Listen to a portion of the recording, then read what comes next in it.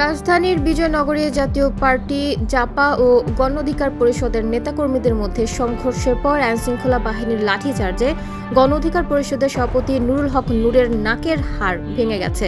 তার চিকিৎসায় উচ্চ পর্যায়ের মেডিকেল বোর্ড গঠন করেছে ঢাকা মেডিকেল কলেজ হাসপাতাল।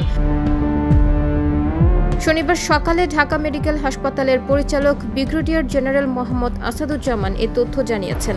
তিনি বলেন, নুরুল হকের মাথায় আঘাত রয়েছে, তার নাকের হাড় ভেঙে গেছে, যে কারণে গতকাল অতিরিক্ত রক্তক্ষরণ হয়েছিল। তার জ্ঞান ফিরেছে বলে জানান তিনি।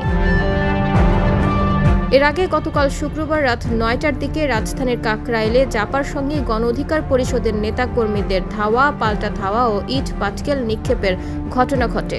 গণ অধিকার পরিষদের নেতাকর্মীদের অভিযোগ যে তারা মিছিল নিয়ে যাওয়ার সময় জাপার লোকজনই ইট পাটকেল নিক্ষেপ করে উস্কানি দিয়েছেন। ওদিকে জাপার নেতাকর্মীদের অভিযোগ, মিছিল নিয়ে এসে তাদের উপর হামলা করেছেন গণ অধিকার পরিষদের নেতাকর্মীরা।